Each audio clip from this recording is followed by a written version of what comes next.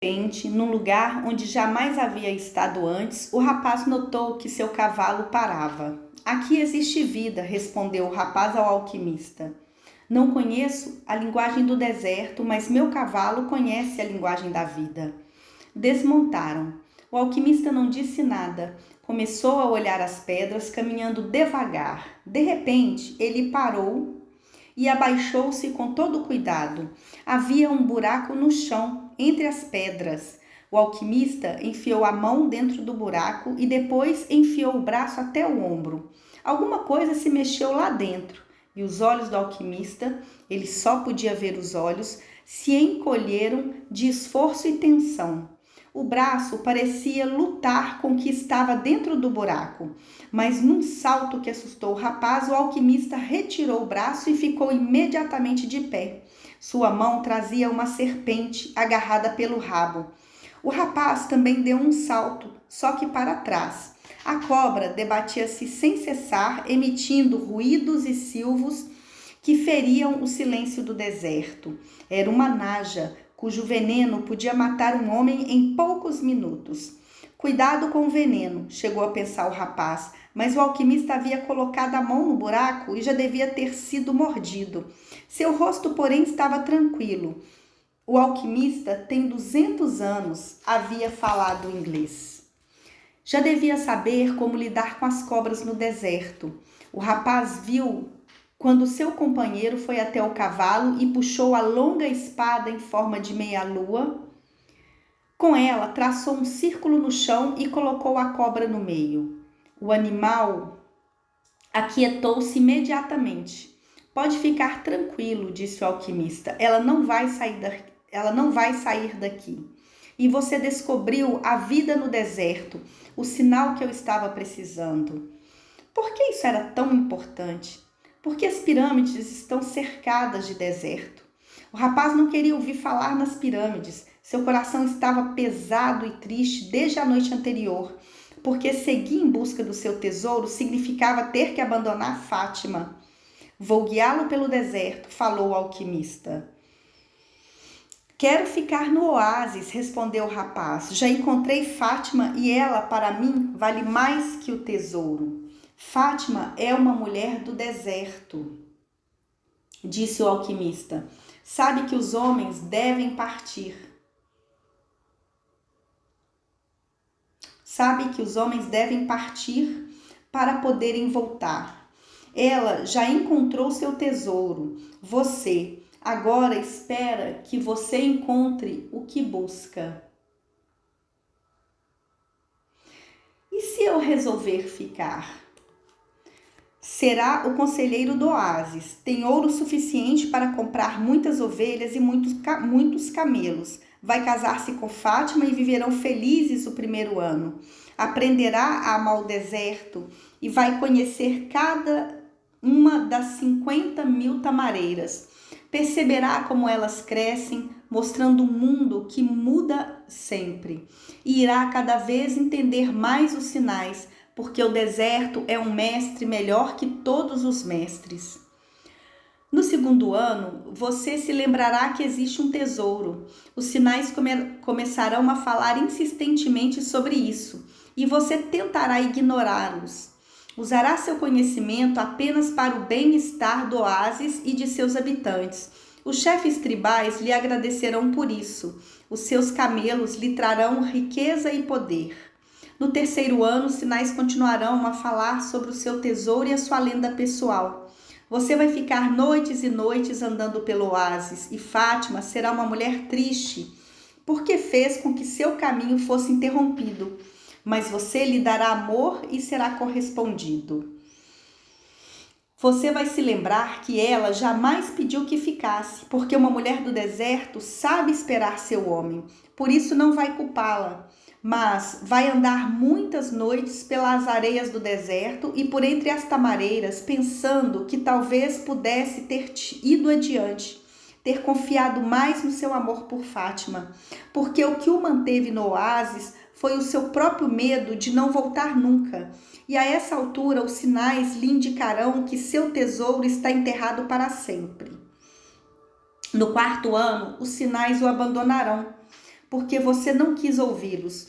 Os chefes tribais irão entender isso e você será destituído do conselho. A essa altura, será um rico comerciante com muitos camelos e muitas mercadorias, mas passará o resto dos seus dias vagando entre as tamareiras e o deserto, sabendo que não cumpriu sua lenda pessoal e que agora é tarde demais para isso. Sem jamais compreender que o amor nunca impede um homem de seguir sua lenda pessoal. Quando isso acontece, é porque não era o verdadeiro amor, aquele que fala a linguagem do mundo. O alquimista desfez o círculo no chão e a cobra correu e desapareceu entre as pedras. O rapaz lembrava o mercador de cristais que sempre quis ir a Meca e o inglês que buscava uma alquimista. O rapaz lembrava de uma mulher que confiou no deserto e o deserto um dia lhe trouxe a pessoa que desejava amar. Montaram em seus cavalos e desta vez foi o rapaz que seguiu o alquimista. O vento trazia os ruídos do oásis e ele tentava identificar a voz de Fátima. Naquele dia não tinha ido ao poço por causa da batalha. Mas essa noite, enquanto olhavam uma cobra dentro de um círculo, o estranho cavaleiro, com seu falcão no ombro, havia falado de amor e de tesouros, das mulheres do deserto e da sua lenda pessoal. Vou com você, disse o rapaz, e imediatamente sentiu paz no seu coração. Partimos amanhã antes que o sol nasça, foi a única resposta do alquimista. O rapaz passou a noite inteira em claro. 2 horas antes do amanhecer, acordou um dos rapazes que dormia na sua tenda e pediu para lhe mostrar onde morava Fátima. Saíram juntos e foram até lá. Em troca, o rapaz lhe deu dinheiro para comprar uma ovelha. Depois pediu que descobrisse onde Fátima dormia e que lhe acordasse e dissesse que o rapaz a estava esperando. O jovem árabe fez isso e em troca ganhou dinheiro para comprar outra ovelha. Agora deixe-nos a sós, disse o rapaz ao jovem árabe, que voltou à sua tenda para dormir, orgulhoso de haver ajudado o conselheiro do oásis e contente por ter dinheiro para comprar ovelhas. Fátima apareceu na porta da tenda. Os dois saíram para andar entre as tamareiras. O rapaz sabia que era contra a tradição, mas isso não tinha nenhuma importância agora. Vou partir, disse, e quero que saiba que vou voltar. Eu te amo porque... Não diga nada, interrompeu Fátima. Ama-se porque se ama, não há qualquer razão para amar. Mas o rapaz continuou. Eu te amo porque tive um sonho. Encontrei um rei, vendi cristais, cruzei o deserto, os clãs declararam guerra e estive num poço para saber onde morava uma alquimista. Eu te amo porque todo o universo conspirou para que eu chegasse até você. Os dois se abraçaram. Era a primeira vez que um corpo tocava o outro. Voltarei, repetiu o rapaz. Antes eu olhava o deserto com desejo, disse Fátima. Agora será com esperança. Meu pai um dia partiu, mas voltou para minha mãe e continuou voltando sempre. E não disseram mais nada. Andaram um pouco entre as tamareiras e o rapaz a deixou na porta da tenda. Voltarei como seu pai voltou para sua mãe, disse. Reparou que os olhos de Fátima estavam cheios de água. Você chora? Sou uma mulher do deserto, disse ela, escondendo o rosto. Mas acima de tudo, sou uma mulher. Fátima entrou na tenda. Daqui a pouco o sol ia aparecer. Quando o dia chegasse, ela ia sair e fazer aquilo que havia feito durante tantos anos. Mas tudo havia mudado. O rapaz já não estava mais no oásis e o oásis não teria mais o significado que tinha até pouco tempo antes. Não seria mais o lugar com 50.000 tamareiras e 300 poços, onde os peregrinos chegavam contentes depois de uma longa viagem. O oásis daquele dia em diante seria um lugar vazio para ela. A partir daquele dia, o deserto ia ser mais importante. Iria olhar para ele sempre tentando saber qual estrela o rapaz estava seguindo em busca do tesouro. haveria de mandar seus beijos pelo vento na esperança de que ele tocasse o rosto do rapaz e lhe contasse que estava viva, esperando por ele, como uma mulher espera um homem de coragem que segue em busca dos seus sonhos e tesouros. A partir daquele dia, o deserto ia ser apenas uma coisa: a esperança de sua volta. Não pense no que ficou para trás, disse o alquimista quando começaram a cavalgar pelas areias do deserto. Tudo está gravado na alma do mundo e ali permanecerá para sempre. Os homens sonham mais com a volta do que com a partida, disse o rapaz, que já estava acostumado de novo com o silêncio do deserto. Já estava acostumando de novo com o silêncio do deserto. Se o que você encontrou é feito de matéria pura, jamais apodrecerá. E você poderá voltar um dia. Se foi apenas um momento de luz, como a explosão de uma estrela, então não vai encontrar nada quando voltar, mas terá visto uma explosão de luz, e só isso já valeu a pena. O homem falava em linguagem de alquimia, mas o rapaz sabia que ele estava se referindo a Fátima.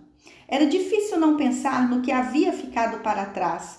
O deserto, com sua paisagem quase sempre igual, costumava encher-se de sonhos. O rapaz ainda via as tamareiras, os poços e o rosto da mulher amada. Via o inglês com seu laboratório e o cameleiro, que era um mestre e não sabia.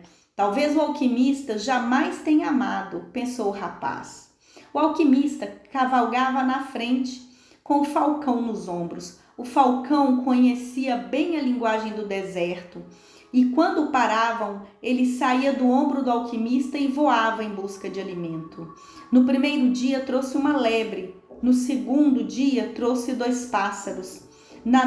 De noite, estendiam seus cobertores e não acendiam fogueiras. As noites do deserto eram frias e foram ficando escuras à medida que a lua começou a diminuir no céu. Durante uma semana andaram em silêncio, conversando apenas sobre as precauções necessárias para evitar os combates entre os clãs. A guerra continuava e o vento às vezes trazia o cheiro adocicado de sangue.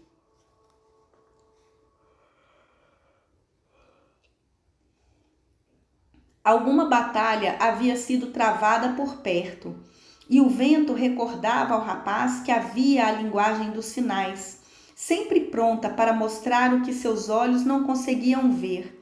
Quando completaram 7 dias de viagem, o alquimista resolveu acampar mais cedo do que de costume. O falcão saiu em busca de caça e ele tirou o cantil de água e ofereceu ao rapaz. Você agora está quase no final da viagem, disse o alquimista. Meus parabéns por haver seguido sua lenda pessoal. E você está me seguindo em silêncio, disse o rapaz. Pensei que ia me ensinar aquilo que sabe. Faz algum tempo que estive no deserto com um homem que tinha livros de alquimia, mas não conseguia aprender nada. Só existe uma maneira de aprender, respondeu o alquimista. É através da ação. Tudo o que você precisa saber, a viagem lhe ensinou. Falta apenas uma coisa. O rapaz quis saber o que era, mas o alquimista manteve os olhos fixos no horizonte, esperando pela volta do falcão. Por que o chamam de alquimista? Porque sou. E o que havia de errado com os outros alquimistas que buscaram ouro e não conseguiram? Buscaram apenas ouro, respondeu seu companheiro. Buscavam o ouro de sua lenda pessoal sem desejarem viver a própria lenda. O que me falta saber? Insistiu o rapaz, mas o alquimista continuou olhando o horizonte. Depois de algum tempo, o falcão retornou com a comida. Cavaram um buraco e acenderam a fogueira dentro dele, para que ninguém pudesse ver a luz das chamas. Sou um alquimista porque sou um alquimista, disse ele enquanto preparava uma comida. Aprendi a ciência de meus avós, que aprenderam de seus avós, e assim até a criação do mundo. Naquela época, toda a ciência da grande obra podia ser escrita numa simples esmeralda, mas os homens não deram importância às coisas simples e começaram a escrever tratados, interpretações e estudos filosóficos. Começaram também a dizer que sabiam melhor o caminho que os outros, mas a tábua da esmeralda continua viva até hoje. O que estava escrito na tábua da esmeralda? Quis saber o rapaz. O alquimista começou a desenhar na areia e não demorou mais do que 5 minutos. Enquanto ele desenhava, o rapaz lembrou-se do velho rei e da praça onde haviam se encontrado um dia. Parecia que tinham se passado muitos e muitos anos. Isso estava escrito na tábua de esmeralda, disse o alquimista, quando acabou de escrever. O rapaz aproximou-se e leu as palavras na areia. É um código, disse o rapaz, um pouco decepcionado com a tábua da esmeralda. Parece com os livros do inglês. Não, respondeu o alquimista, é como o voo dos gaviões. Não deve ser compreendida simplesmente pela razão. A tábua da esmeralda é uma passagem direta para a alma do mundo. Os sábios entenderam que esse mundo natural é apenas uma imagem e uma cópia do paraíso. A simples existência desse mundo é a garantia de que existe um mundo mais perfeito que ele. Deus o criou para que, através das coisas visíveis, os homens pudessem compreender seus ensinamentos espirituais e as maravilhas de sua sabedoria. Isso é o que eu chamo de ação. Devo entender a tábua da esmeralda? Perguntou o rapaz. Talvez, se você estivesse num laboratório de alquimia, agora seria o momento certo para estudar a melhor maneira de entender a tábua de esmeralda. Entretanto, você está no deserto, então mergulhe no deserto. Ele serve para compreender o mundo.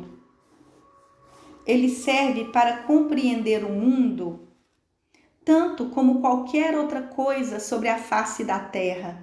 Você nem precisa de entender o deserto. Basta contemplar um simples grão de areia e verá nele todas as maravilhas da criação. Como faço para mergulhar no deserto?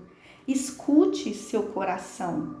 Você conhece todas as coisas porque veio da alma do mundo e um dia retornará para ela. Andaram em silêncio mais 2 dias. O alquimista estava muito mais cauteloso porque se aproximavam da zona de combates mais violentos e o rapaz procurava escutar seu coração. Era um coração difícil. Antes estava acostumado a partir sempre e agora queria chegar a todo custo. Às vezes seu coração ficava muitas horas contando histórias de saudades. Outras vezes se emocionava com o nascer do sol no deserto e fazia o rapaz chorar escondido.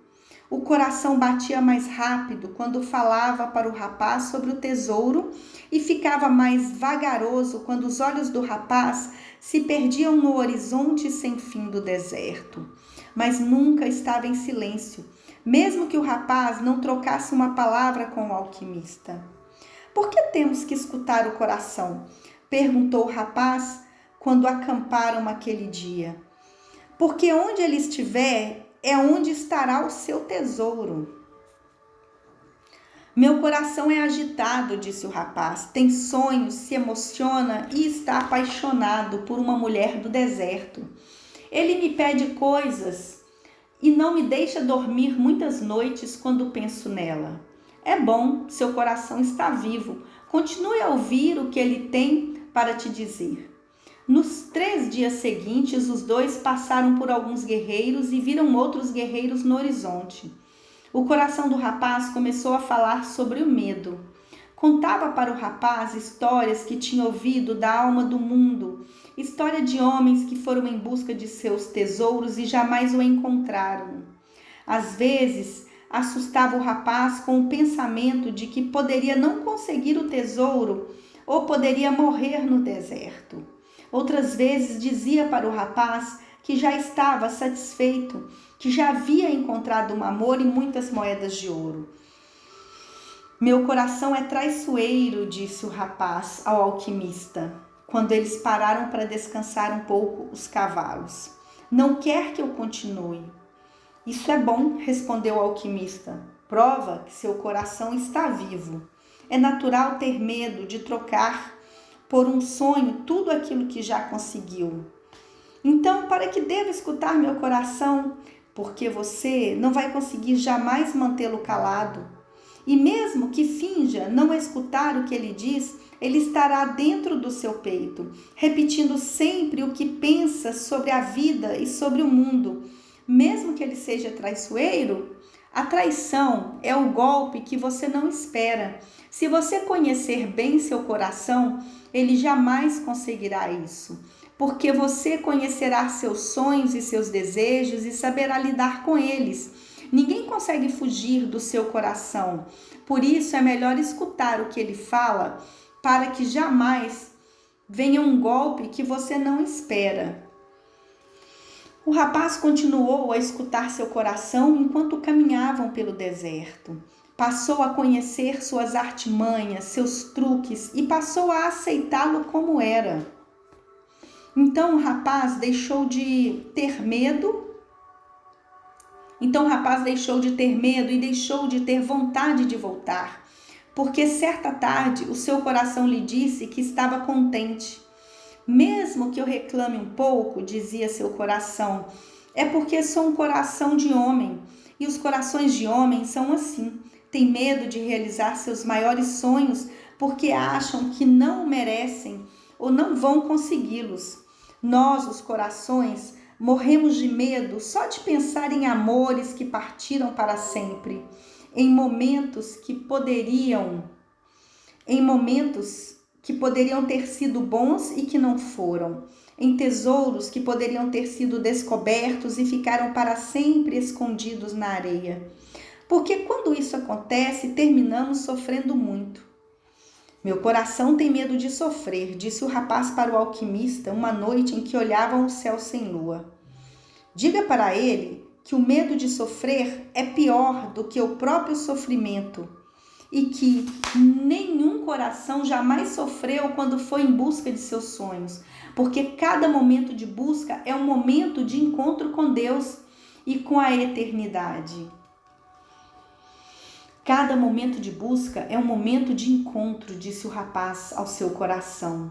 Enquanto procurei meu tesouro, todos os dias foram luminosos, porque eu sabia que cada hora fazia parte do sonho de encontrar.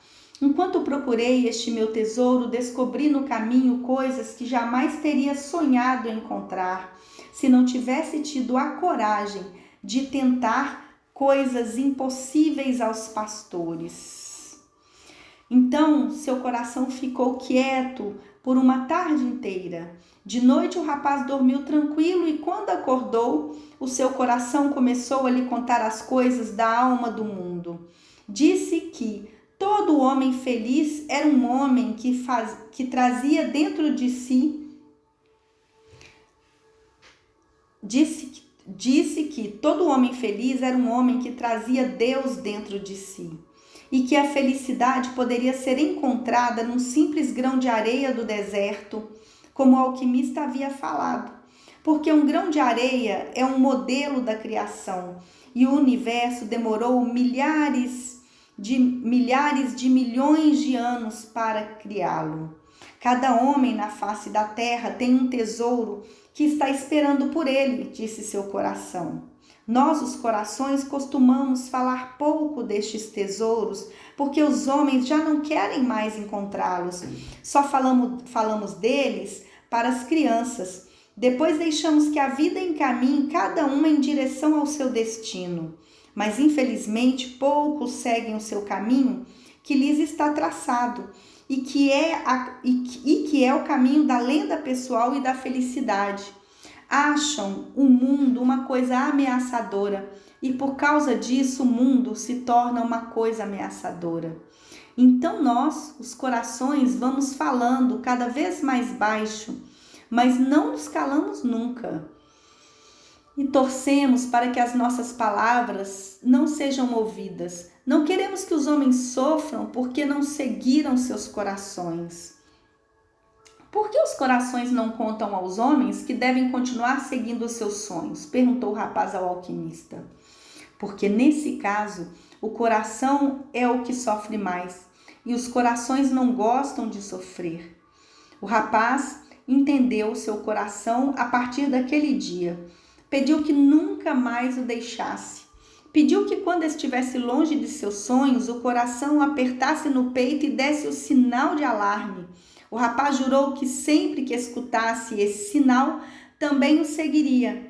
Naquela noite, conversou tudo com o alquimista e o alquimista entendeu que o coração do rapaz havia voltado para a alma do mundo. O que eu faço agora? Perguntou o rapaz. Siga em direção às pirâmides, disse o alquimista, e continue atento aos sinais. Seu coração já é capaz de lhe mostrar o tesouro. Era isso que estava faltando saber? Não, respondeu o alquimista. O que está faltando saber é o seguinte: sempre antes de realizar um sonho, a alma do mundo resolve testar aquilo que foi aprendido durante a caminhada. Ela faz isso não porque seja má, mas para que possamos, junto com o nosso sonho, conquistar também as lições que aprendemos seguindo em direção a ele. É o momento em que a maior parte das pessoas desistem e o que chamamos de linguagem do deserto, de morrer de sede quando as tamareiras já apareceram no horizonte, se torna uma busca e começa sempre com a sorte de principiante e termina sempre com a prova do conquistador. O rapaz lembrou-se de um velho provérbio da sua terra. Dizia que a hora mais escura era a que vinha antes do sol nascer. No dia seguinte, apareceu o primeiro sinal concreto de perigo. 3 guerreiros se aproximaram e perguntaram o que os dois estavam fazendo ali. Vim caçar com o meu falcão, respondeu o alquimista. Precisamos revistá-los para ver se não levam armas, disse um dos guerreiros. O alquimista desceu devagar do seu cavalo. O rapaz fez o mesmo. Para que tanto dinheiro? Perguntou o guerreiro quando viu a bolsa do rapaz. Para chegar ao Egito, disse ele. O guarda que estava revistando o alquimista encontrou um pequeno frasco de cristal cheio de líquido e um ovo de vidro amarelado, pouco maior que o ovo de uma galinha. O que são essas coisas? Perguntou o guarda. É a pedra filosofal e o elixir da longa vida. É a grande obra dos alquimistas. Quem tomar esse elixir jamais ficará doente. E uma lasca dessa pedra transforma qualquer metal em ouro. Os guardas riram para valer e o alquimista riu com eles. Tinham achado a resposta muito engraçada e os deixaram partir sem maiores contratempos, com todos os seus pertences. Você está louco? Perguntou o rapaz ao alquimista, quando já haviam distanciado bastante. Para que você fez isso? Para mostrar a você uma simples lei do mundo, respondeu o alquimista. Quando temos os grandes tesouros diante de nós, nunca percebemos. E sabe por quê? Porque os homens não acreditam em tesouros. Continuaram andando pelo deserto. A cada dia que passava, o coração do rapaz ia ficando mais silencioso. Já não queria saber das coisas passadas ou das coisas futuras. Contentava-se em contemplar também o deserto e beber junto com o rapaz da alma do mundo. Ele e seu coração tornaram-se grandes amigos. Um passou a ser incapaz de trair o outro. Quando o coração falava, era para dar estímulo e força ao rapaz, que às vezes achava terrivelmente maçante os dias de silêncio. O coração contou-lhe pela primeira vez suas grandes qualidades, sua coragem ao abandonar as ovelhas, ao viver sua lenda pessoal e seu entusiasmo na loja de cristais. Contou-lhe também mais uma coisa que o rapaz nunca havia notado: os perigos que passaram perto e que ele nunca tinha percebido. Seu coração disse que certa vez havia escondido a pistola que ele havia roubado do pai, pois havia uma grande chance de que se ferisse com ela. E lembrou um dia que o rapaz havia passado mal em pleno campo, vomitado e depois dormindo por muito tempo. Haviam 2 assaltantes mais adiante que estavam planejando roubar suas ovelhas e assassiná-lo. Mas, como o rapaz não aparecia, resolveram ir embora, achando que ele tinha mudado de rota. Os corações sempre ajudam os homens? Perguntou o rapaz ao alquimista. Só os que vivem sua lenda pessoal, mas ajudam muito as crianças, os bêbados e os velhos.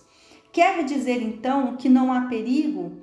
Quer dizer apenas que os corações se esforçam ao máximo, respondeu o alquimista. Certa tarde passaram pelo acampamento de um dos clãs. Havia árabes em vistosas roupas brancas com armas encilhadas em todos os cantos. Os homens fumavam narguilé e conversavam sobre os combates. Ninguém prestou maior atenção aos 2 viajantes. Não há qualquer perigo, disse o rapaz, quando já tinham se afastado um pouco do acampamento. O alquimista ficou furioso. Confie em seu coração, disse, mas não se esqueça de que você está no deserto.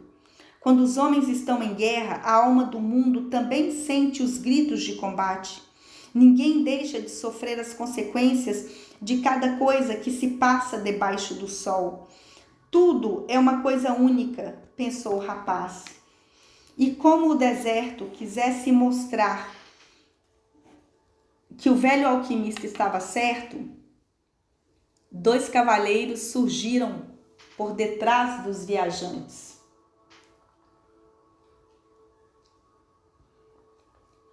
Não podem seguir adiante, disse um deles. Vocês estão nas areias onde combates são travados.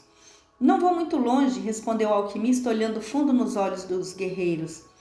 Eles ficaram quietos por alguns minutos e depois concordaram com a viagem dos 2. O rapaz assistiu aquilo tudo fascinado. Você dominou os guardas com o olhar, comentou ele. Os olhos mostram a força da alma, respondeu o alquimista. Era verdade, pensou o rapaz. Havia percebido que no meio da multidão de soldados no acampamento, um deles estava olhando fixo para os 2. E estava tão distante que não dava sequer para ver direito sua face, mas o rapaz tinha certeza de que estava olhando para eles. Finalmente, quando começaram a cruzar uma montanha que se estendia por todo o horizonte, o alquimista disse que faltavam 2 dias para chegarem até as pirâmides. Se vamos nos separar logo, respondeu o rapaz, me ensine alquimia. Você já sabe, é penetrar na alma do mundo e descobrir o tesouro que ela reservou para nós. Não é isso que eu quero saber. Falo de transformar chumbo em ouro. O alquimista respeitou o silêncio do deserto e só respondeu ao rapaz quando pararam para comer. Tudo no universo evolui, disse ele, e para os sábios, o ouro é o metal mais evoluído. Não pergunte por quê, não sei.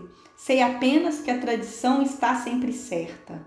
Os homens é que não interpretaram bem as palavras dos sábios e, ao invés de símbolo de evolução, o ouro passou a ser o sinal das guerras. As coisas falam muitas linguagens, disse o rapaz. Vi quando o relincho do camelo era apenas um relincho, depois passou a ser sinal de perigo e finalmente tornou-se de novo um relincho, mas calou-se. O alquimista devia saber tudo aquilo. Conheci verdadeiros alquimistas, continuou. Se trancavam no laboratório e tentavam evoluir como ouro. Descobriam a pedra filosofal, porque haviam entendido que quando uma coisa evolui, evolui também tudo que está à sua volta. Outros conseguiram a pedra por acidente, Já tinha um dom, suas palavras estavam mais despertas que as das outras pessoas, mas esses não contam porque são raros. Outros, enfim, buscavam apenas o ouro. Esses jamais descobriram o segredo. Esqueceram-se de que o chumbo, o cobre, o ferro também têm sua lenda pessoal para cumprir. Quem interfere na lenda pessoal dos outros nunca descobrirá a sua. As palavras do alquimista soaram como uma maldição. Ele abaixou-se e pegou uma concha no solo do deserto. Isso um dia foi um mar, disse. Já tinha reparado, respondeu o rapaz. O alquimista pediu ao rapaz para colocar a concha no ouvido. Ele tinha feito isso muitas vezes quando era criança e escutou o barulho do mar. O mar continua dentro dessa concha, porque é a sua lenda pessoal e jamais a abandonará até que o deserto se cubra novamente de água. Depois montaram em seus cavalos e seguiram em direção às pirâmides do Egito. O sol tinha começado a descer quando o coração do rapaz deu sinal de perigo. Estavam no meio de gigantescas dunas e o rapaz olhou o alquimista, mas esse parecia não haver notado nada. 5 minutos depois, o rapaz percebeu 2 cavaleiros à sua frente, as silhuetas cortadas contra o sol. Antes que pudesse falar com o alquimista, os 2 cavaleiros se transformaram em 10, depois em 100, até que as gigantescas dunas ficaram cobertas por eles. Eram guerreiros vestidos de azul com uma tiara negra sobre o turbante. Os rostos estavam cobertos por um outro véu azul, deixando apenas os olhos de fora. Mesmo distante, os olhos mostravam uma força de suas almas e os olhos falavam em morte. Levaram os 2 para um acampamento militar nas imediações. O soldado empurrou o rapaz e o alquimista para dentro de uma tenda. Era uma tenda diferente das que havia conhecido no oásis. Ali estava um comandante reunido com seu estado-maior. São os espiões, disse um dos homens. Somos apenas viajantes, respondeu o alquimista. Vocês foram vistos no acampamento inimigo há 3 dias atrás e conversaram com um dos nossos guerreiros. Sou um homem que caminha pelo deserto e conhece as estrelas, disse o alquimista. Não tenho informações de tropas ou o movimento dos clãs. Apenas guiava meu amigo até aqui. Quem é seu amigo? Perguntou o comandante. Um alquimista, disse o alquimista.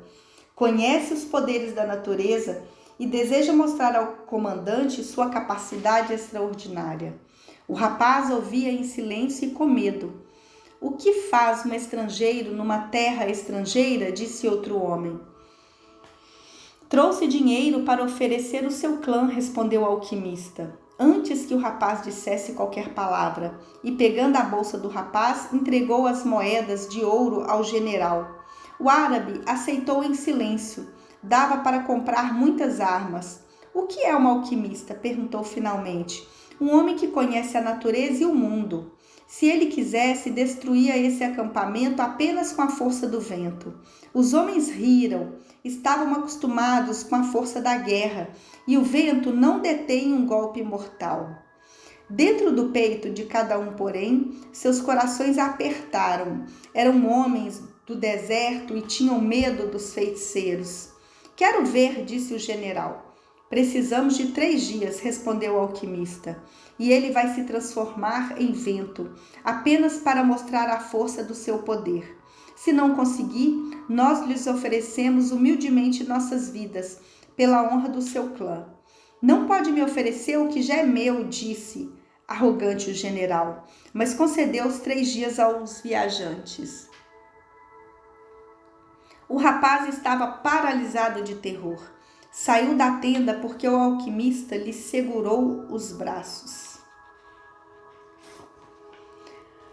Não deixe que eles percebam seu medo, disse o alquimista. São homens corajosos e desprezam os covardes. O rapaz, porém, estava sem voz.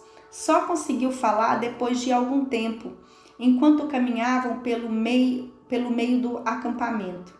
Não havia necessidade de prisão. Os árabes apenas tiraram seus cavalos. E mais uma vez o mundo mostrou suas muitas linguagens. O deserto, antes um terreno livre sem fim, era agora uma muralha intransponível. Você deu todo o meu tesouro, disse o rapaz, tudo que eu ganhei em toda a minha vida. E para que lhe adiantaria isso se tivesse que morrer, respondeu o alquimista. Seu dinheiro o salvou por 3 dias. Poucas vezes o dinheiro serve para adiar a morte. Mas o rapaz estava apavorado demais para ouvir palavras sábias. Não sabia como transformar-se em vento. Não era um alquimista. O alquimista pediu chá a um guerreiro e colocou um pouco nos pulsos do rapaz. Uma onda de tranquilidade encheu seu corpo, enquanto o alquimista dizia algumas palavras que ele não conseguia compreender. Não se entregue ao desespero, disse o alquimista com uma voz estranhamente doce. Isso faz com que você não consiga conversar com seu coração. Mas eu não sei transformar-me em vento. Quem vive sua lenda pessoal sabe tudo o que precisa saber. Só uma coisa torna um sonho impossível: o medo de fracassar. Não tenho medo de fracassar, apenas não sei transformar-me em vento, pois terá que aprender. Sua vida depende disto. E se eu não conseguir? Vai morrer, enquanto vivia sua lenda pessoal. É muito melhor do que morrer como milhões de pessoas que jamais souberam que a sua lenda pessoal existia. Entretanto, não se preocupe, geralmente a morte faz com que as pessoas fiquem mais sensíveis à vida. O primeiro dia se passou. Houve uma grande batalha nas imediações e vários feridos foram trazidos para o acampamento militar. Nada muda com a morte, pensava o rapaz. Os guerreiros que morriam eram substituídos por outro e a vida continuava. Poderias ter morrido mais tarde, meu amigo, disse o guarda para o corpo de um companheiro seu. Poderias ter morrido quando chegasse a paz, mas irias terminar morrendo de qualquer jeito. No final do dia, o rapaz foi procurar o alquimista. Estava levando o falcão para o deserto. Não sei transformar-me em vento, repetiu o rapaz. Lembre-se do que eu lhe disse, de que o mundo é apenas a parte visível de Deus. De que a alquimia é trazer para o plano material a perfeição espiritual. O que você faz? Alimento o meu falcão. Se eu não conseguir transformar-me em vento, nós vamos morrer, disse o rapaz.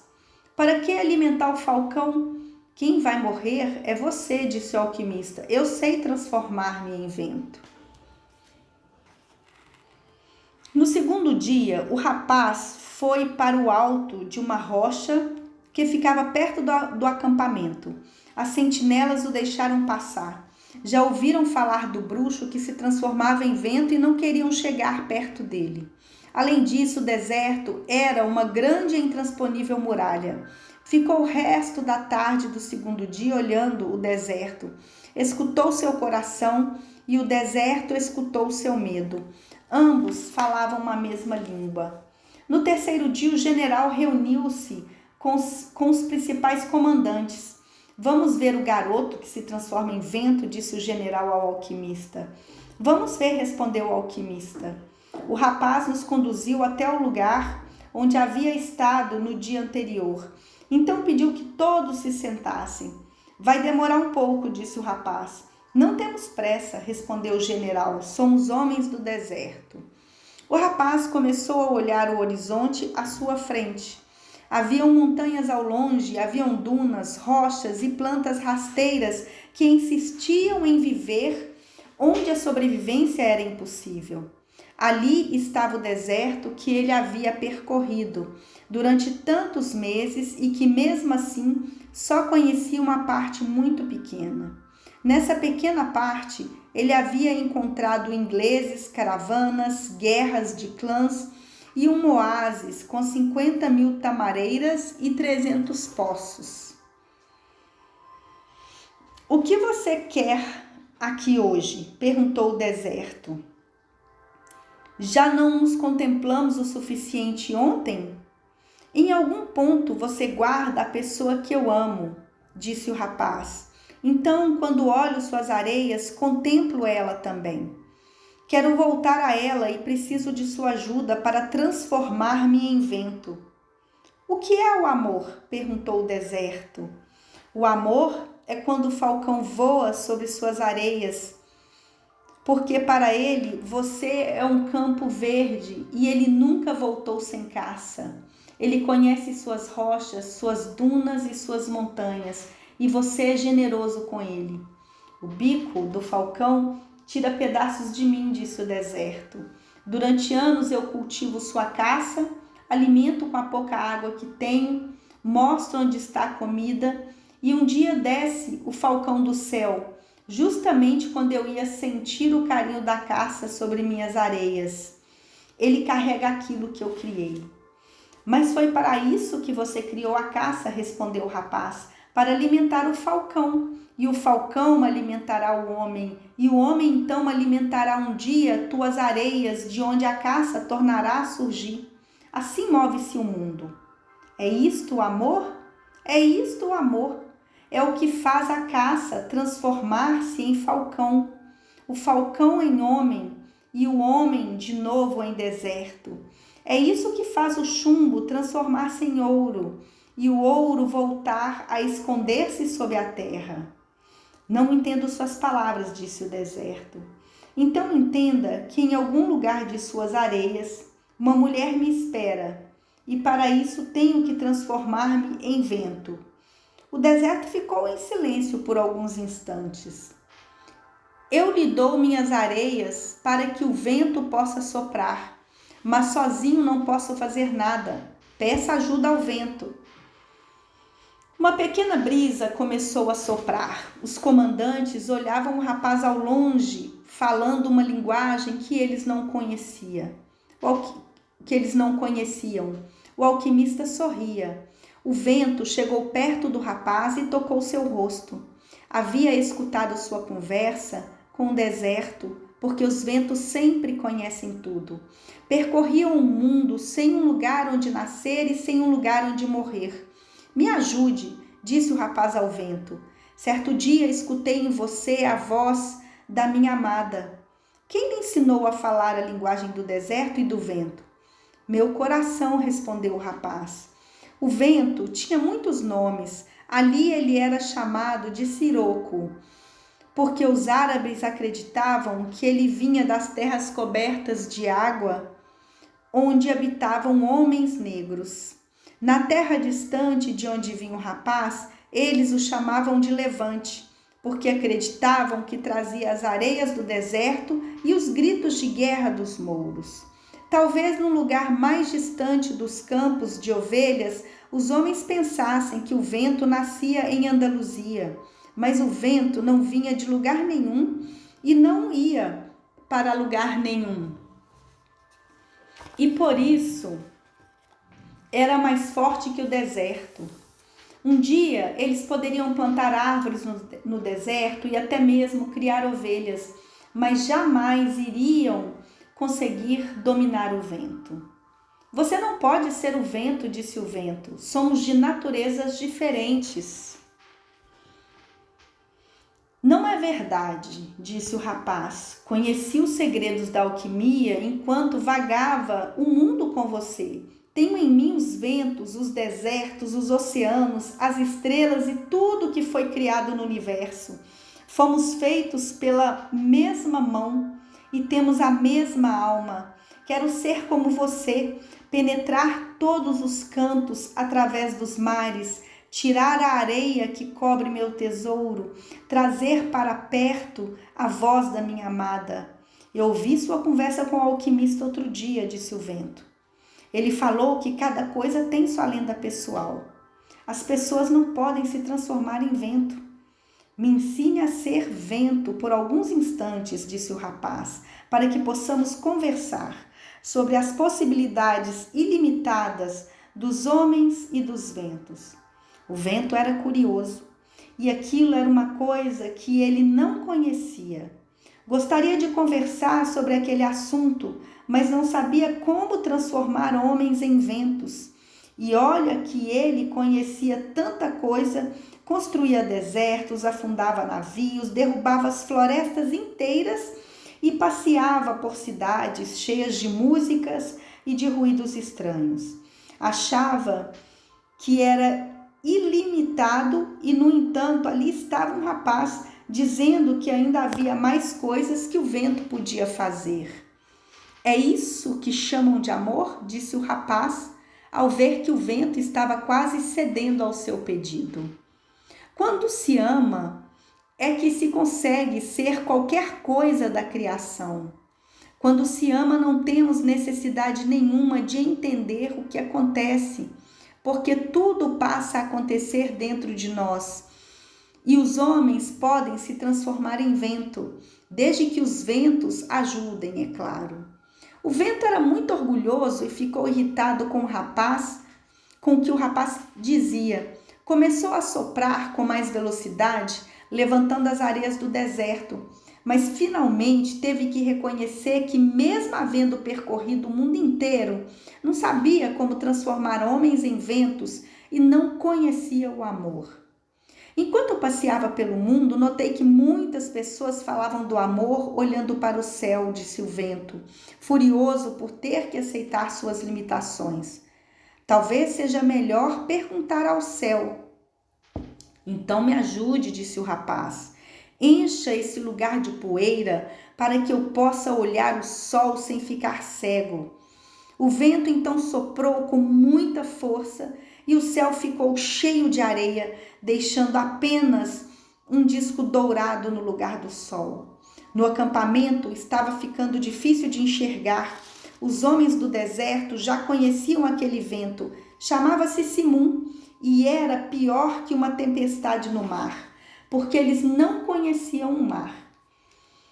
Os cavalos relinchavam e as armas começaram a ficar cobertas de areia. No rochedo, um dos comandantes virou-se para o general e disse: talvez seja melhor pararmos com isso. Eles já quase não podiam enxergar o rapaz. Os rostos estavam cobertos pelos lenços azuis e os olhos agora significavam apenas espanto. Vamos parar com isso, insistiu outro comandante. Quero ver a grandeza de Alá, disse com respeito o general. Quero ver como os homens se transformam em vento. Mas anotou mentalmente o nome dos 2 homens que haviam tido medo. Assim que o vento parasse, ia destituí-los de seus comandos, porque os homens do deserto não sentem medo. O vento me disse que você conhece o amor, disse o rapaz ao sol. Se você conhece o amor, conhece também a alma do mundo, que é feita de amor. Daqui de onde estou, disse o sol, posso ver a alma do mundo. Ela se comunica com a minha alma e nós juntos fazemos as plantas crescerem e as ovelhas caminharem em busca de sombra. Daqui de onde estou, e estou muito longe do mundo, aprendi a amar. Sei que se eu me aproximar um pouco mais da terra, tudo que está nela morrerá e a alma do mundo deixará de existir. Então, nos contemplamos e nos queremos, e eu lhe dou vida e calor, e ela me dá uma razão para viver. Você conhece o amor, disse o rapaz. E conheço a alma do mundo, porque conversamos muito nessa viagem sem fim pelo universo. Ela me fala que seu maior problema é que até hoje só os minerais e os vegetais entenderam que tudo é uma coisa só. E para isso não precisa que o ferro seja igual ao cobre e que o cobre seja igual ao ouro. Cada um cumpre sua função exata nesta coisa única e tudo seria uma sinfonia de paz se a mão que escreveu tudo tivesse parado no 5º dia da criação. Mas houve um 6º dia, disse o sol. Você é sábio porque vê tudo à distância, respondeu o rapaz, mas não conhece o amor. Se não houvesse um 6º dia da criação, não haveria o homem. e o cobre seria sempre cobre, e o chumbo seria sempre chumbo. Cada um tem sua lenda pessoal, é verdade, mas um dia essa lenda pessoal será cumprida. Então é preciso transformar-se em algo melhor e ter uma nova lenda pessoal, que a alma do mundo seja realmente uma coisa só. O sol ficou pensativo e resolveu brilhar mais forte. O vento, que estava gostando da conversa, soprou também mais forte para que o sol não cegasse o rapaz. Para isso existe a alquimia, disse o rapaz, para que cada homem busque seu tesouro e o encontre, e depois queira ser melhor do que foi na sua vida anterior. O chumbo cumprirá seu papel até que o mundo não precise mais de chumbo. Então ele terá que transformar-se em ouro. Os alquimistas fazem isso, mostram que quando buscamos ser melhores do que somos, tudo em volta se torna melhor também. E por que você diz que eu não conheço o amor? Perguntou o sol. Porque o amor não é estar parado como o deserto, nem correr o mundo como o vento, nem ver tudo de longe como você. O amor é a força que transforma e melhora a alma do mundo. Quando penetrei nela pela primeira vez, achei que fosse perfeita, mas depois vi que ela era um reflexo de todas as criaturas e tinha suas guerras e suas paixões. Somos nós que alimentamos a alma do mundo, e a terra onde vivemos será melhor ou pior, se formos melhores ou piores. Aí é que entra a força do amor, porque quando amamos, sempre desejamos ser melhores do que somos. O que você quer de mim? Perguntou o sol. Que me ajude a transformar-me em vento, respondeu o rapaz. A natureza me conhece como a mais sábia de todas as criaturas, disse o sol, mas não sei como transformá-lo em vento. Com quem devo falar então? Por um momento o sol ficou quieto. O vento estava ouvindo e ia espalhar por todo o mundo que sua sabedoria era limitada. Entretanto, não tinha jeito de fugir daquele rapaz que falava a linguagem do mundo. Converse com a mão que escreveu tudo, disse o sol. O vento gritou de contentamento e soprou com mais força do que nunca. As tendas começaram a ser arrancadas da areia e os animais soltaram-se de suas rédeas. No rochedo, os homens se agarravam uns aos outros para não serem atirados longe. O rapaz se virou então para a mão que tudo havia escrito, e ao invés de falar qualquer coisa, sentiu que o universo ficava em silêncio e ficou em silêncio também. Uma força de amor chorrou de seu coração e o rapaz começou a rezar. Era uma oração que nunca tinha feito antes, porque era uma oração sem palavras ou sem pedidos. Não estava agradecendo pelas ovelhas haverem encontrado um pasto, nem implorando para vender mais cristais, nem pedindo para que a mulher que havia encontrado estivesse esperando sua volta.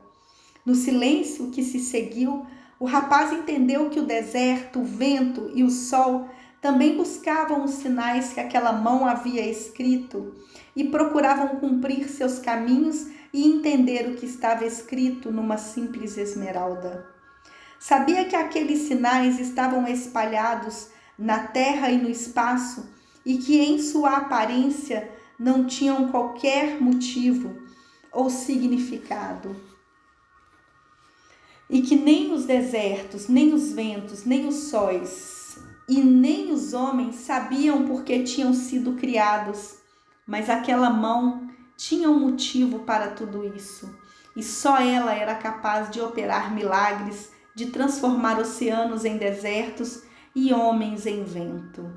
Porque só ela entendia que um desígnio maior empurrava o universo a um ponto onde os 6 dias da criação se transformariam na grande obra.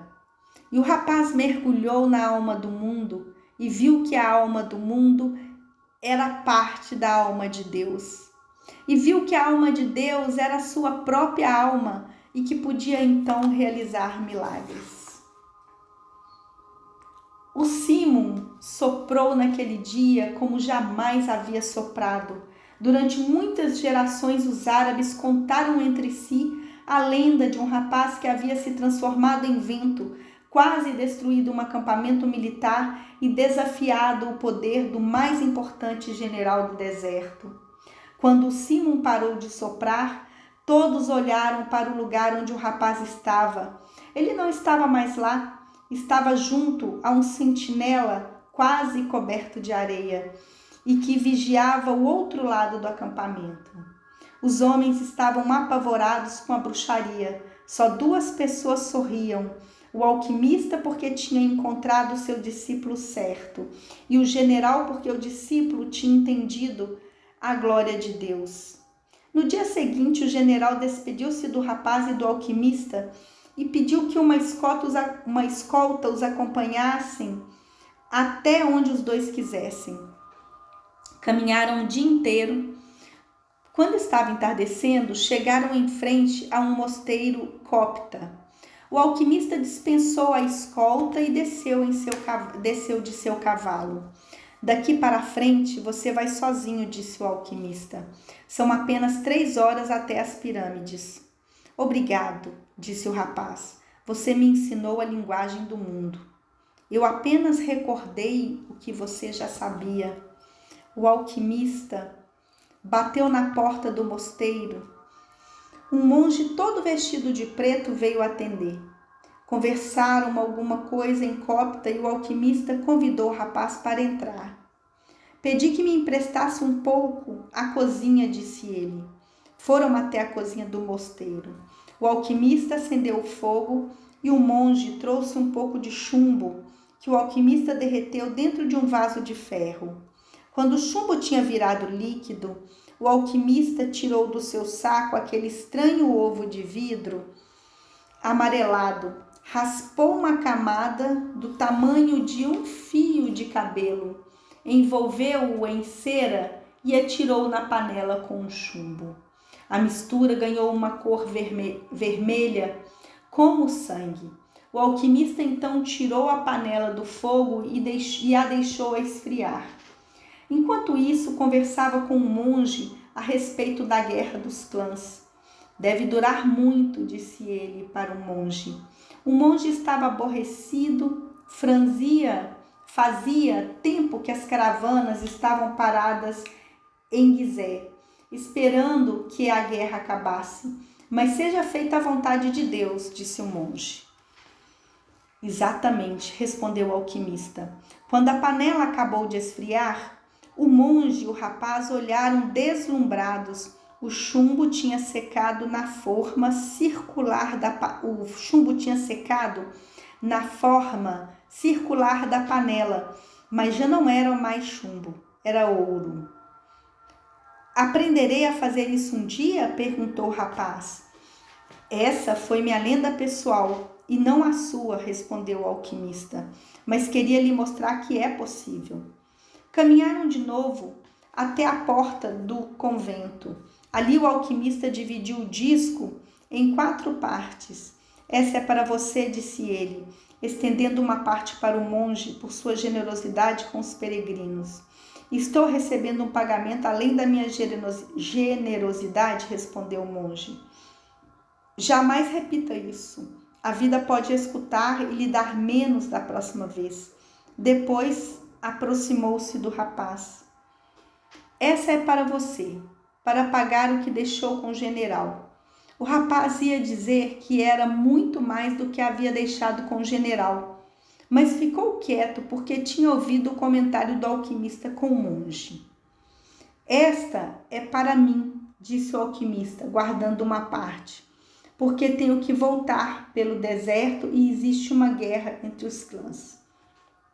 Então pegou o quarto pedaço e deu de novo para o monge. Essa é para o rapaz, caso ele necessite. Mas estou indo em busca do meu tesouro, disse o rapaz. Estou perto dele agora. e tenho certeza que irá encontrá-lo, falou o alquimista. Então, por que isto? Porque você já perdeu 2 vezes com o ladrão e com o general o dinheiro que ganhou em sua viagem. Eu sou um velho árabe supersticioso que acredito nos provérbios de minha terra. E existe um provérbio que diz: tudo que acontece uma vez pode nunca mais acontecer, mas tudo que acontece 2 vezes acontecerá certamente uma terceira. E montaram em seus cavalos. Quero lhe contar uma história sobre sonhos, disse o alquimista. O rapaz aproximou-se de seu cavalo. Na antiga Roma, na época do imperador Tibério, vivia um homem muito bom que tinha 2 filhos. Um era militar e, quando entrou para o exército, foi enviado para as mais distantes regiões do império. O outro filho era poeta e encantava toda a Roma com seus belos versos.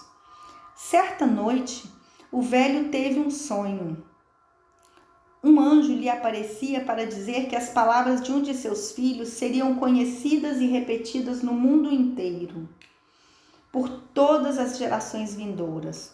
O velho homem acordou agradecido e chorando naquela noite, porque a vida era generosa e havia lhe revelado alguma coisa que qualquer pai teria orgulho de saber.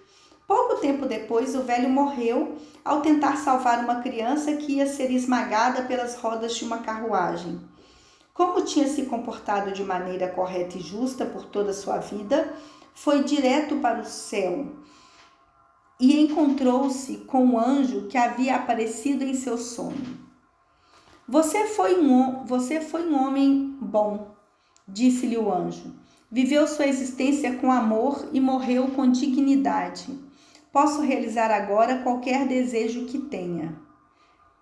A vida também foi boa para mim, respondeu o velho. Quando você apareceu em um sonho, senti que todos os meus esforços estavam justificados, porque os versos de meu filho ficarão entre os homens pelos séculos vindouros. Nada tenho a pedir para mim.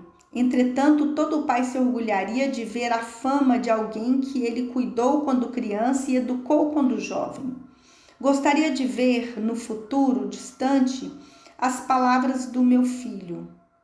O anjo tocou o ombro do velho e os 2 foram projetados para um futuro distante. Em volta deles apareceu um lugar imenso, com milhares de pessoas que falavam uma língua estranha. O velho chorou de alegria. Eu sabia que os versos do meu filho poeta eram bons e imortais, disse para o anjo entre lágrimas. Gostaria que você me dissesse qual de suas poesias essas pessoas estão repetindo. O anjo então se aproximou do velho com carinho e sentaram-se num dos bancos que havia naquele lugar imenso. Os versos de seu filho poeta foram muito populares em Roma, disse o anjo. Todos gostavam e se divertiam com eles. Mas quando o reinado de Tibério acabou, seus versos também foram esquecidos. Essas palavras são de seu filho que entrou para o exército. O velho olhou surpreso para o anjo. Seu filho foi servir num lugar distante e tornou-se centurião. Era também um homem justo e bom. Certa tarde, um de seus servos ficou doente e estava para morrer. Seu filho então ouviu falar de um rabi que curava os doentes e andou dias e dias em busca desse homem. Enquanto caminhava, descobriu que o homem que estava procurando era o Filho de Deus. Encontrou outras pessoas que haviam sido curadas por ele. Aprendeu seus ensinamentos e, mesmo sendo um centurião romano, converteu-se à sua fé. Até que certa manhã chegou perto do rabi. Contou-lhe que tinha um servo doente e o rabi se prontificou a ir até a sua casa. Mas o centurião era um homem de fé e, olhando no fundo dos olhos do rabi, compreendeu que estava mesmo diante do Filho de Deus. Quando as pessoas em volta dele se levantaram, Essas são as palavras de seu filho, disse o anjo ao velho. São as palavras que ele disse ao Rabi naquele momento e que nunca mais foram esquecidas. Dizem: Senhor, eu não sou digno que entreis em minha casa, mas direi uma só palavra e meu servo será salvo. O alquimista moveu o seu cavalo. Não importa o que faça, cada pessoa na Terra está sempre representando o papel principal da história do mundo, disse ele, e normalmente não sabe disso. O rapaz sorriu. Nunca havia pensado que a vida pudesse ser tão importante para um pastor. Adeus, disse o alquimista. Adeus, respondeu o rapaz.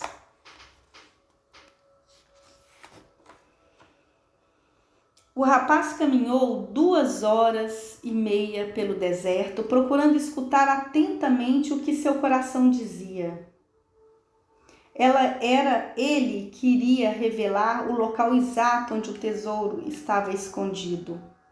Onde estiver seu tesouro, ali estará também seu coração, disse o alquimista.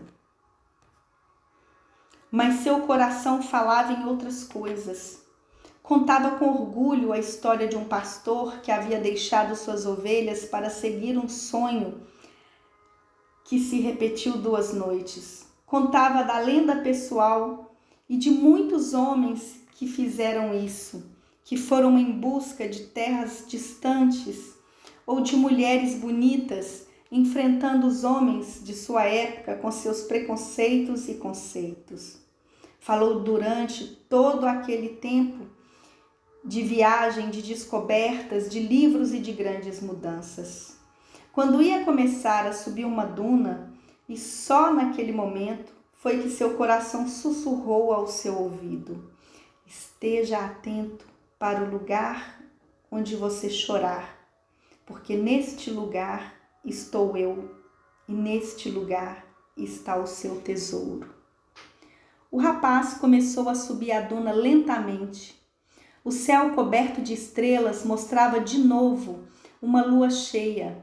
Haviam caminhado 1 mês pelo deserto. A lua iluminava também a duna num jogo de sombras que fazia com que o deserto parecesse um mar cheio de sombras, um mar cheio de ondas, e fazia com que o rapaz se lembrasse do dia em que soltara livremente um cavalo pelo deserto, dando um bom sinal ao alquimista. Finalmente a lua iluminava o silêncio do deserto e a jornada que fazem os homens em busca dos tesouros. Quando, depois de alguns minutos, chegou ao topo da duna, seu coração deu um salto.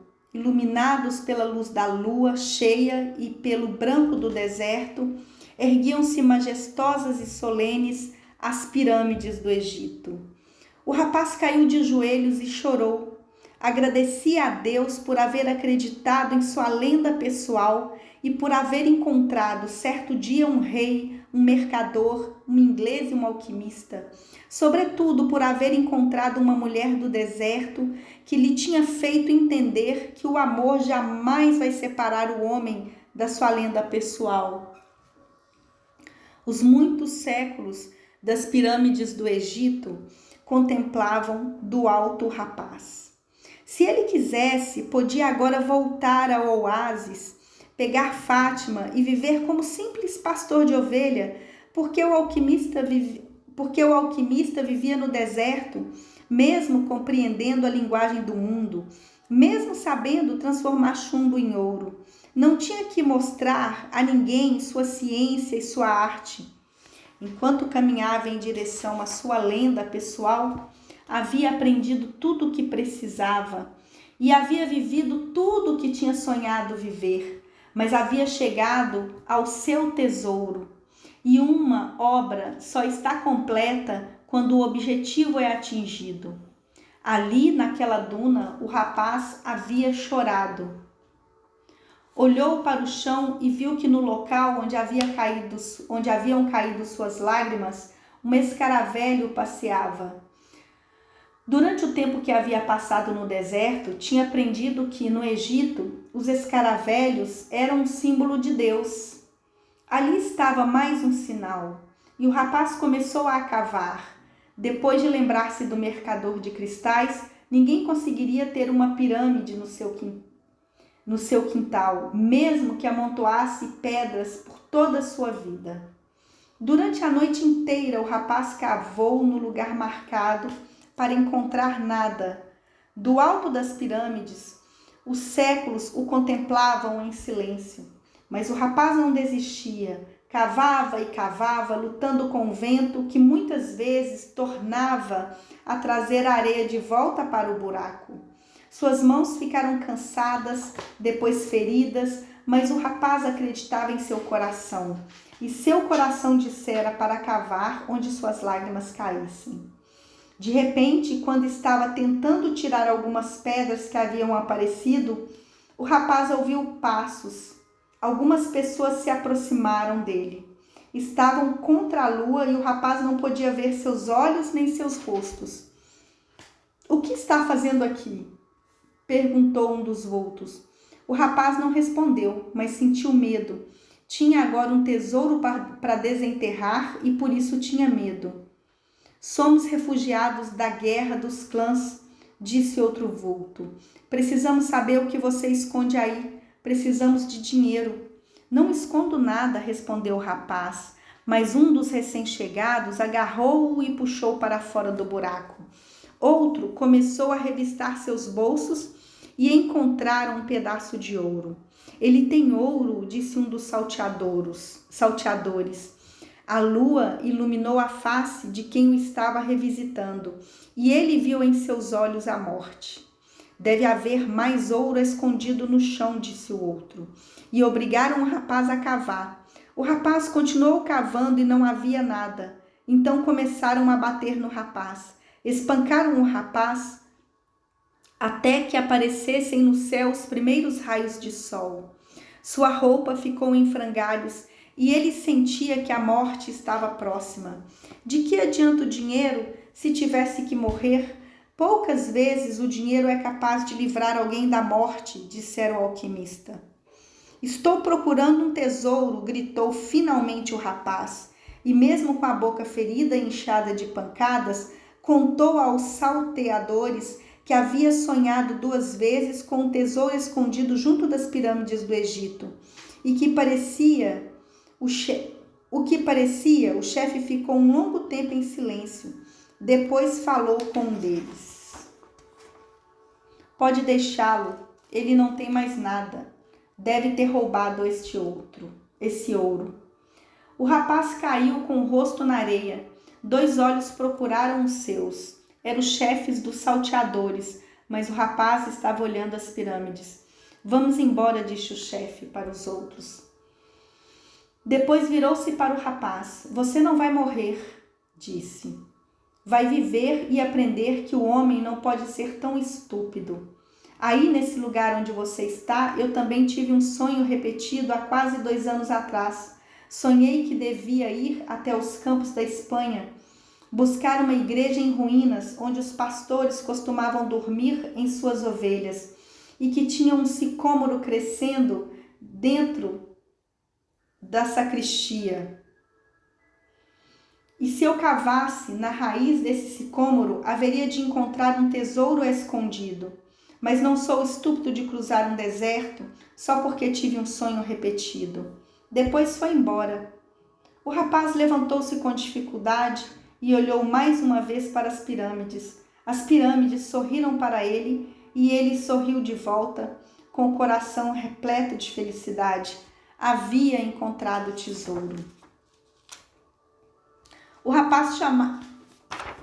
Epílogo. O rapaz chamava-se Santiago. Chegou na pequena igreja abandonada quando já estava quase anoitecendo. O sicômoro ainda continuava na sacristia e ainda se podiam ver as estrelas através do teto semidestruído. Lembrou-se de que certa vez havia estado ali com suas ovelhas e que tinha sido uma noite tranquila, exceto pelo sonho. Agora ele estava sem seu rebanho. Ao invés disso, trazia uma pá. Ficou muito tempo olhando o céu. Depois tirou do alforje uma garrafa de vinho e bebeu. Lembrou-se da noite no deserto, quando tinha também olhado as estrelas e bebido vinho com o alquimista. Pensou nos muitos caminhos que tinha andado e a maneira estranha de Deus lhe mostrar o tesouro. Se não tivesse acreditado em sonhos repetidos, não tinha encontrado a cigana, nem o rei, nem o salteador, Bom, a lista é muito grande. Mas o caminho estava escrito pelos sinais e eu não tinha como errar, disse para si mesmo. Dormiu sem perceber e quando acordou o sol já ia alto. Então começou a escavar a raiz do sicômoro. Velho bruxo, pensava o rapaz, você sabia de tudo. Deixou até mesmo um pouco de ouro para que eu pudesse voltar até esta igreja. O monge riu quando me viu voltar em frangalhos. Não podia me poupar isto? Não, ele escutou o vento dizer. Se eu tivesse lhe contado, você não teria visto as pirâmides. São muito bonitas, não acha? Era a voz do alquimista. O rapaz sorriu e continuou a cavar. Meia hora depois, a pá bateu em algo sólido. Uma hora depois, ele tinha diante de si um baú cheio de velhas moedas de ouro espanholas. Havia também pedrarias, máscaras de ouro com penas brancas e vermelhas, ídolos de pedra cravejados de brilhantes, peças de uma conquista que o país já havia esquecido há muito tempo, o que o conquistador se esquecera de contar para os seus filhos. O rapaz tirou o urim e o tumim do alforje. Tinha utilizado as duas pedras apenas uma vez, quando estava certa manhã no mercado. A vida e o seu caminho estiveram sempre cheios de sinais. Guardou o urim e o tumim no baú de ouro. Eram também parte de seu tesouro, porque lembravam um velho rei que jamais tornaria a encontrar. Realmente a vida é generosa com quem vive sua lenda pessoal, pensou o rapaz. Então lembrou-se de que tinha que ir até Tarifa e dar 1/10 daquilo tudo para a cigana. Como são espertos os ciganos, pensou. Talvez fosse porque viajavam tanto. Mas o vento voltou a soprar. Era o levante, o vento que vinha da África.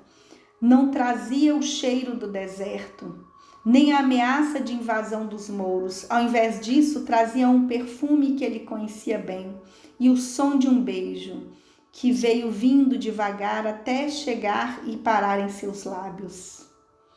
O rapaz sorriu. Era a primeira vez que ele fazia isso. Estou indo, Fátima, disse. Estou indo.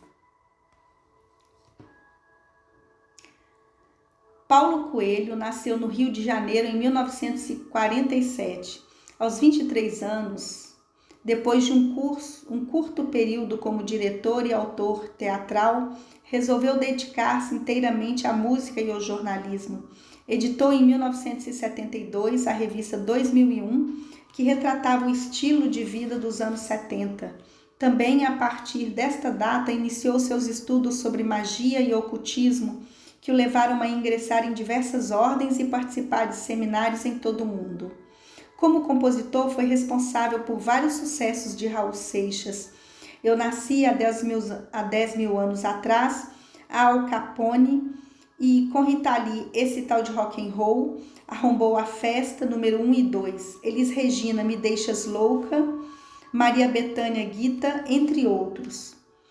Escreve para revistas e jornais do Brasil e do exterior e entre seus livros publicados estão Arquivos do Inferno e Manual Prático do Vampirismo. Em 1986, depois de percorrer a pé a rota medieval de Santiago de Compostela, escreveu o Diário de um Mago, que esteve durante 19 semanas na lista dos mais vendidos.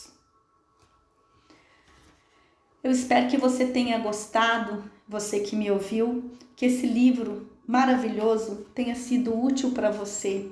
que fala que fala de dar um sentido para a vida, que todo mundo tem sua lenda pessoal e que todo mundo pode se comunicar com a alma do mundo. Cada um de nós tem um alquimista dentro de nós. Se você gostou, curte, compartilha esse livro com alguém, esse audiolivro, e se inscreve no meu canal, que vão ter sempre vários livros para vocês. Obrigada, toda sorte do mundo para vocês.